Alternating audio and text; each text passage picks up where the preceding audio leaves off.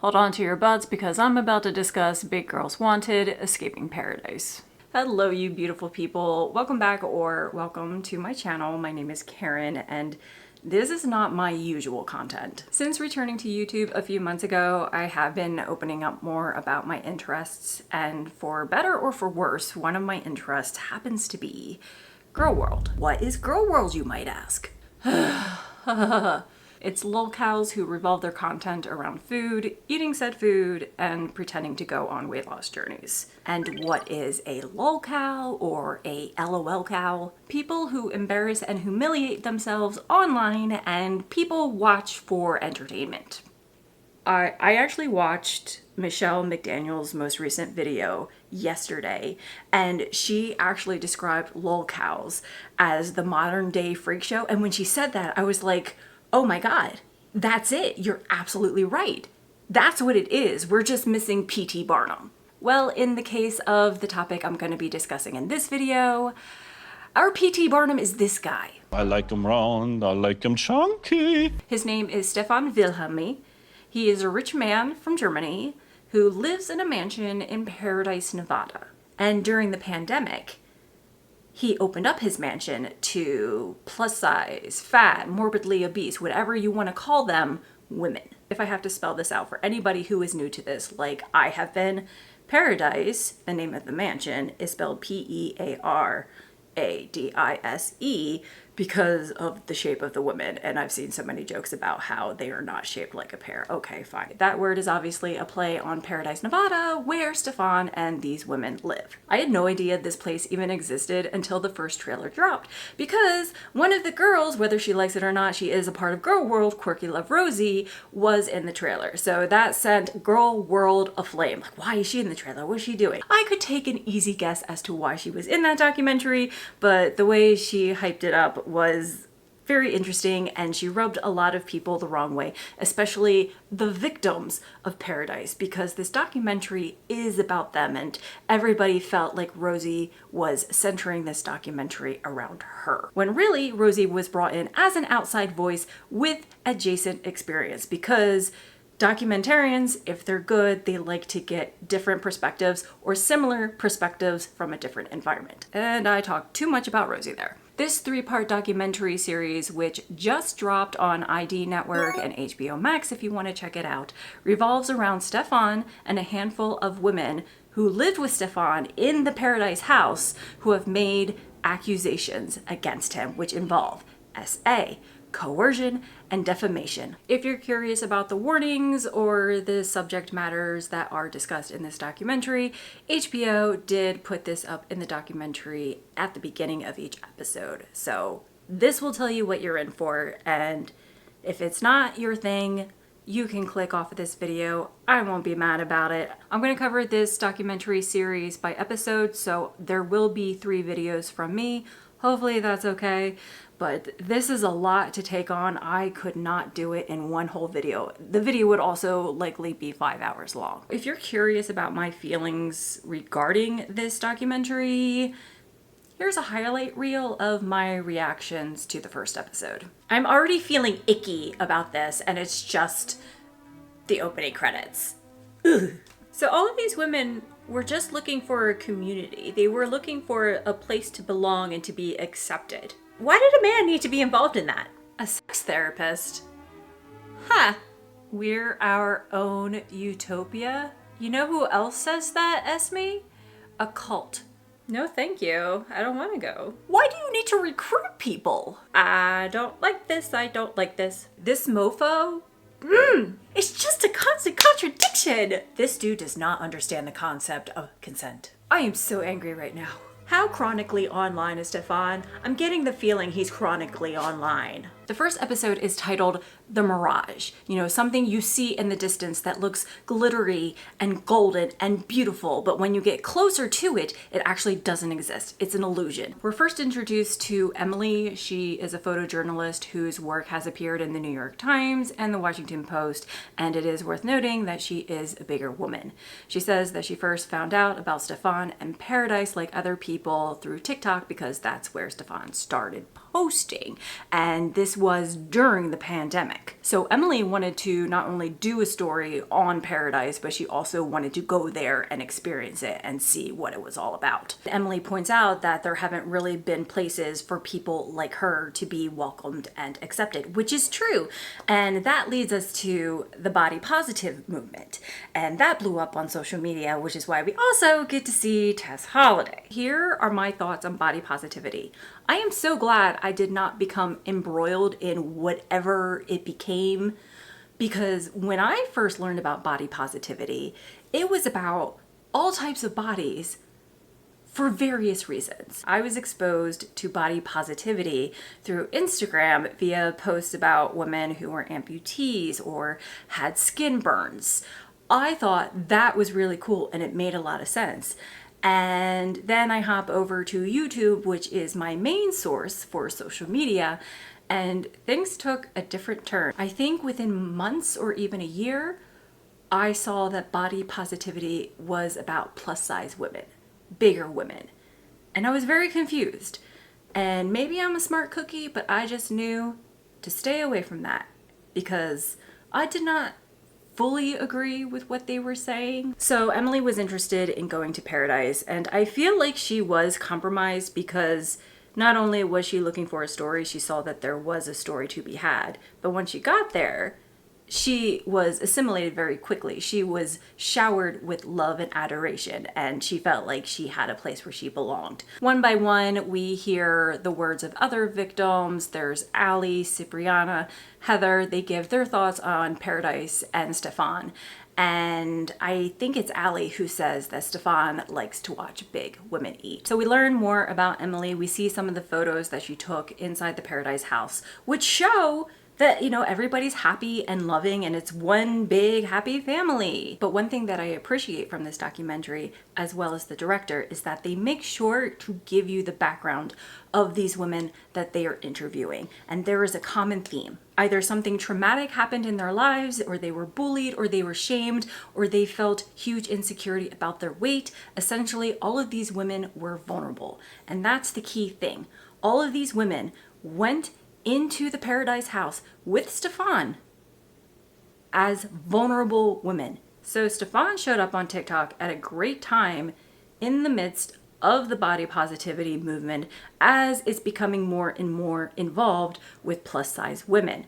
And as Emily points out, if you are a plus size woman, Stefan's content was always recommended to you. And this is why I hate algorithms. So this is the perfect storm, so to speak. You have these women coming together online. There are still people attacking them, mind you, because there was this whole back and forth about how plus size women hijacked body positivity. Like I said, I saw it as something different than what it now is. But then you also have these group of women who just want to be seen, and they want to find community. They want to find love and acceptance. I understand that part of it. And then you have this guy pop up that's like, hey, you a plus size woman, can you fit into this bathing suit that he holds up in one TikTok? Then come to my house. You will have a safe space. You will be loved. You will be accepted. You will be among other women who look just like you. Now take what I said and apply that to Jim Jones, David Koresh.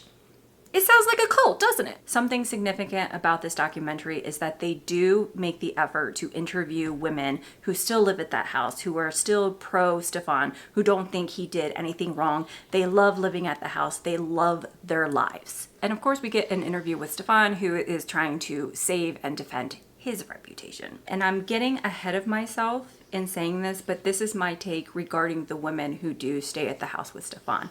I think a lot of them are indebted to him. And basically anybody who goes into that house is indebted to him. We will see a story about Xiomara later in episode 3, and she is a perfect example of that, and I will say my thoughts on that later. I feel like there may be other women in this house who feel like they can't go against Stefan, they can't anger him in any way because they owe him. They are indebted to him because he did this wonderful thing for them. They would be selfish if they were to go against Stefan, if they were to believe the victims. And then there are other women who are just so lost in the sauce, who are so desperate to find love and connection and community that they will forgo all logic. all logic to hold on to that feeling and that community. One of the women who was interviewed in this documentary is named Heather, and she used to be Stefan's right-hand woman, so to speak. She says that the women in the house do pay back Stefan, so to speak. Like, they work. So they're making the meals, they're doing the grocery shopping. She said they put the boxes together that Stefan mails out, like whatever he mails out. This dude like got rich off of making some part that has like, you know, the convertibles where the top goes up and down. I'm sure that's a specific name. I don't know cars. Anyway, he made some device where the top can go up and down while you're driving. That's how the dude got rich. So this is another way these women are indebted to Stefan. He makes them work. He makes them forgive the phrase, pull their weight in order to stay at the house. And something else that Heather mentions, you have these women in the house, they are doing the work, they are doing their part. She said there is also an inner circle. So there are clearly levels inside this household. There is a hierarchy. She also said there's also a herd mentality. How is this not a cult?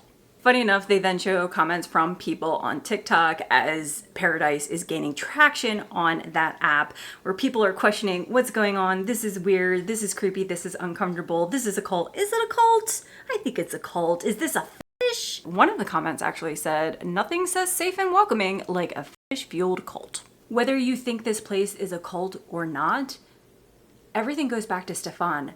If you really think about it, and if you pay attention throughout these 3 episodes, you will see that it's all about Stefan. It's all about catering to him.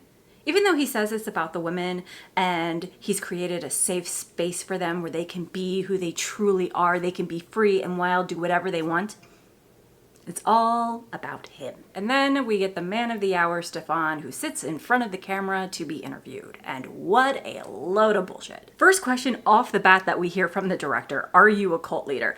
I will be honest, when I heard that, I did not like that approach. But now that I've seen all 3 episodes, again, I'm gonna praise the director. I guess she just wanted to get that question out of the way, but I was worried that by starting with, are you a cult leader, that she was not going to push very hard against Stefan.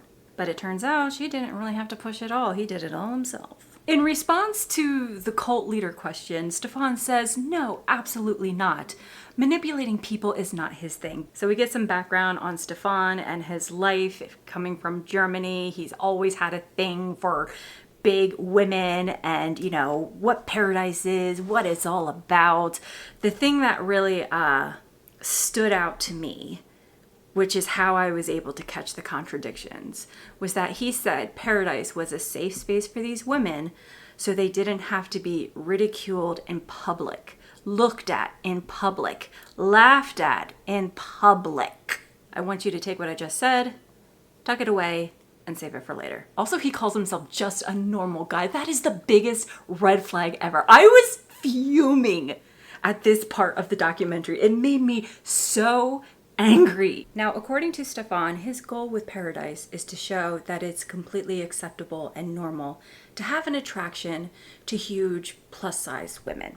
In the amount that I have learned over the past year regarding fearism, the people who are attracted to women who are 500 plus pounds are never attracted to them for genuine reasons, especially when what they do with these women is get them to eat and eat and eat. And what does Stefan do? He gets these women to eat and eat and eat. And here's another thing that really bothered me about this Stefan intro. We see that he is always making content with these women. He's always making TikToks, Reels, wherever he's posting on social media. And these women themselves are making their own content for Stefan, for Pearadise. That doesn't feel like a safe space, so to speak. That feels like a recruitment video, a recruitment strategy. And sure enough, it worked, because there are women who saw these TikToks and said, yeah, I want to go there. I want to feel that way too. I want to find a community, again, because they are vulnerable. And another thing that is brought up over and over again in this documentary is that these women, when they meet Stefan, when they go to this house, They're 22, 23, 24 years old. Stefan is in his early to mid 40s. He's like 43 when most of these women meet him. They're 22, he's 43. A big argument that I've seen against these victims online, which is something that happens a lot on social media, especially regarding women, is that people will say, well, they were adults. They were 22 years old. Do you honestly think a 22-year-old has the life experience to know what kind of person Stefan really is? A 43, 45-year-old man. Do you really think a 22-year-old could outsmart somebody like him? Because this dude is a genius. This guy is really, really smart. They do not have a chance. So yes, we are responsible for making our decisions in life. These women were making these decisions under false pretenses. They didn't understand truly what was going on. They didn't know what they were really walking into. And I think that is the distinction there when it comes to people who say, well, they were an adult. They should know better. I would never do something like that. Just imagine being the lowest of lows in your life and you're just looking for somewhere safe. You're looking for love. You're looking for comfort. I've been there many times in my life, many times. And you see this dude and you see all of these other women and you're just like, wow, yeah, that's what I want to be. I want to go be with them. They will accept me. They will love me. It's so easy to fall into that. The smartest person, the most well-adjusted person can fall into a cult. Let me go get a history book for you if you don't agree. Moving along in the documentary, we are next introduced to Ivy. She says that she was a local who visited Paradise every single day. So she was at the house every day. All of the women who lived there knew her. From her own admission, she embraced the attention from Stefan because she loved attention, so she didn't mind it. Ivy says that she wants to be loved, she wants to be desired, and of course Stefan knows this. He knows this is the case for every woman in his house, so he lays it on thick. He's very touchy-feely, and that touchy-feeliness, is that even a word, leads to some issues. I have to admit that I did chuckle when I saw the sex therapist pop up because he was interviewed for this documentary, but everything he says makes sense. And regarding Ivy, he makes a point to say that people looking for, this love and desire like she was, because they haven't been able to find it elsewhere, they will settle for less. The first sign that somebody might be interested in you, you will go for it if you've not been able to find it anywhere. Any small amount of tension I clung to for dear life because that's how desperate I was for love and affection. I've been there. And then we get to the part where I really lost it. Heather is driving along Las Vegas Boulevard. She said that this is something that Stefan did with every woman that came to the house. He drove them down the strip and then he took them to Heart Attack Grill. If you don't know what Heart Attack Grill is, it is a very touristy burger joint restaurant in Las Vegas where if you weigh 350 pounds and over, you get to eat for free. And they have a scale right outside the building for everybody to see. And Stefan would have these women go onto the scale and weigh themselves and, oh, look, you get to eat for free because you weigh 500 pounds. Remember what I said about having a place where people won't look at you, won't laugh at you, won't judge you? What do you think the Heart Attack Grill is? Because this is a touristy place. Las Vegas, the Las Vegas Strip is very touristy. Without even going to this place, the little that I do know about it and from clips I've seen from other content creators, this is a place that tourists go to because they know that people of a bigger size will go there. They're looking for a show. They're looking for a freak show like Michelle McDaniel's set. There's a clip where you see there's other people in the restaurant with these women and they're all thin and they're probably looking at these women. So tell me, Stefan, if you want to create a safe space for these women, then why are you taking them out in public to a restaurant where they will be gawked, where they will be stared at, where they will be pointed at and probably laughed at? Who knows? I'm sorry, but if I was in that position, I would feel so extremely uncomfortable. And all for what? For that food to watch them eat it?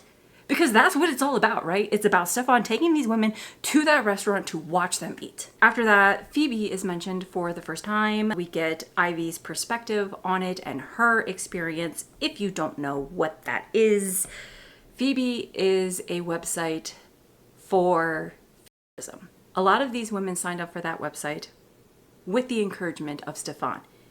He encouraged them, he egged them on to sign up. Because what do you do on that website? People will pay you to stuff your face. And Stefan wants to say that the Paradise House wasn't about monetary gain. Then why did you encourage these women to go onto websites like Phoebe? Because what's happening? They're making money from that. And this, unfortunately, is an industry where you can make a lot of money from it. And I feel like such a sheltered person that I had no idea this world ever existed until a year ago, thanks to Amberlynn Reid and Girl World. And Ivy makes a great point about this website, that people like Stefan don't see women as human beings. They see them as sexual objects. And then Stefan and his stupid mouth pop back up to say that he doesn't see the word fear as a negative thing. Oh sure, there's health complications, but I think it's harmless. Why wouldn't I be interested in something like that? If I like big girls, why wouldn't I be interested in seeing big girls eat? It's between two consenting adults. What's wrong with that? See what I mean about the contradictions? Because he will deny that he does this behavior, this activity, but he's interested in it. You just said that you're interested in it, Stefan. It's on tape. It's in this documentary. Also, I'm just realizing now he refers to them as girls. He always says girls, never women. Next, we are introduced to Savvy, who says that she is a survivor of the Paradise House, and she discusses how she met Stefan, which was through Discord. Paradise has a Discord?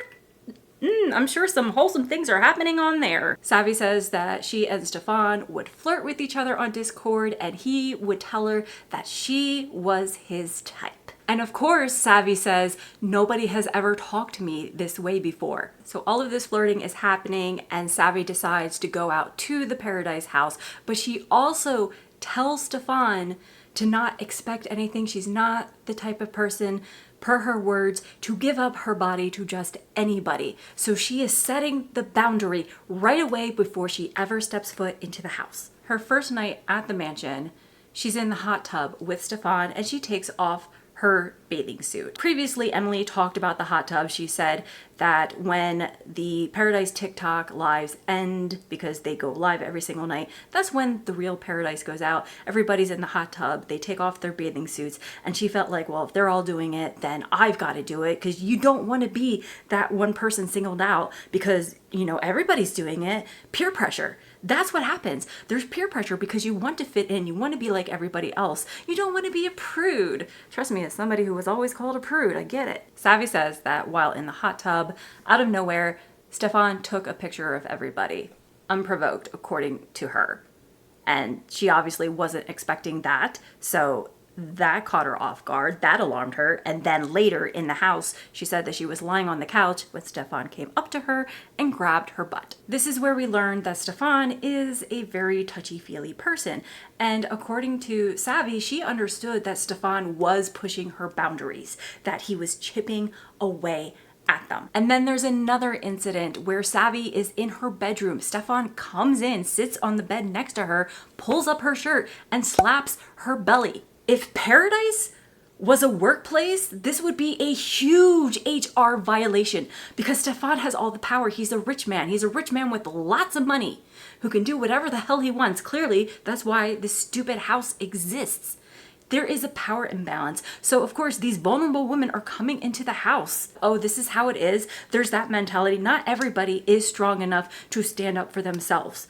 Because again, being in a power imbalance like this. And it does suck that there are women out there who feel like they can't rock the boat, they shouldn't rock the boat. But that's the shitty thing about life, that these situations do happen, and they happen over and over and over again, instead of teaching women to have the confidence to speak up for themselves, because society shows, media shows that when a woman does do that, she is attacked, she is shamed, she is torn down. Understandably, Savvy felt like she wasn't safe. she did tell Stefan that he was making her uncomfortable and says that it felt like he was mad at her after she told him that. According to Savvy, he was mad at her and it felt like he didn't want her to be there anymore. And I believe that. And this brings up the discussion about Stefan touching these women in the house. Ivy says that if you go into this house, it is expected that Stefan will touch you and you're meant to accept that. This bothers me so much because it's like a lot of these women are being taught that this is the love and the adoration that they should expect. This is what they should be given. And it's not true at all. Stefan needs to learn about consent. He also needs to learn the definition of consent. He also needs to learn about boundaries. Just because they are in your house, you clearly have no respect for these women. And that is what I'm seeing more and more and more. He has no respect for these women. And I'm going to say it right now. Spoiler alert, this dude is a misogynist. He is absolutely a misogynist. I am so upset right now. This is why I was so angry watching this documentary. We go back to Ivy and she shares a story about something that happened to her in the hot tub with Stefan. According to her, Stefan had his hands on her and said, if you don't want to be here, you can go. But he kept his hands on Ivy, which made her very uncomfortable. And according to Ivy, having sex with Stefan wasn't required, but it was an unspoken rule. So what I am gathering without Ivy saying is that she felt trapped and cornered into having sex with Stefan. Then we're introduced to Pau, who was a former member of the Paradise House. She was also friends with Cass. Cass is somebody who passed away. Cass was also the most intimate with Stefan, as in he chose her to have a relationship with. According to Pau, Cass was not a fan of the environment at the house regarding all of these other women around because Stefan was flirting with them, having sexual relationships with them. But she loved him so much, so she accepted it. It wasn't her ideal type of relationship. It wasn't the kind of relationship that she wanted.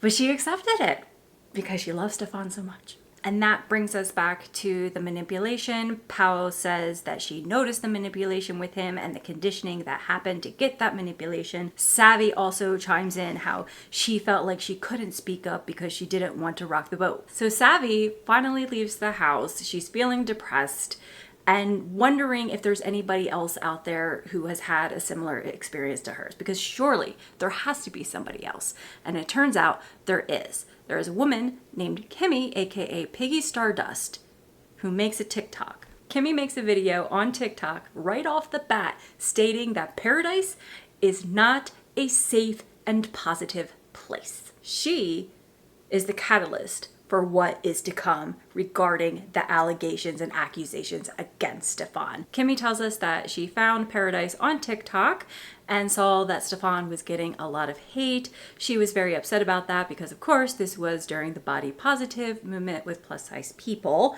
So she came to Stefan's defense. She didn't feel that he was as bad as everybody was saying. He was actually supporting bigger women and plus size women. Nobody else was doing that. So of course he has to be a good guy, right? So Kimmy on her own TikTok platform made a video in defense of Stefan and told people to go follow him. So she brought her community over to him, and she is a plus size creator, FYI. She also joined the Paradise Discord before finally wanting to be in the house because she wanted to be part of that community. However, unfortunately, Kimmy learned very quickly that all is not well in the state of Paradise. Kimmy went on her TikTok channel and tried as much as she could to get the word out that Paradise was not a safe place. She was making videos every day, it seems like. She was telling anybody who would listen, Stefan is a dangerous man, Paradise is a dangerous place.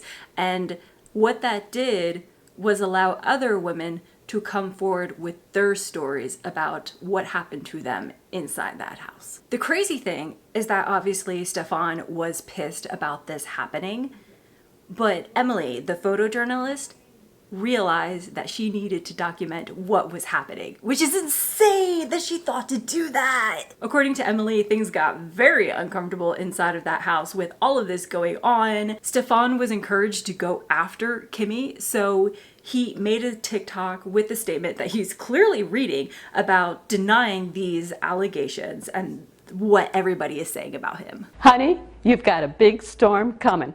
And that's episode 1. Done and dusted. Let me know your thoughts down below in the comments. If you watched this documentary series, what did you think of it? What do you think about the allegations, about Stefan, Paradise in general? Leave it all in the comments down below, and I will see you for episode 2. Take care of yourselves, everybody. Bye-bye.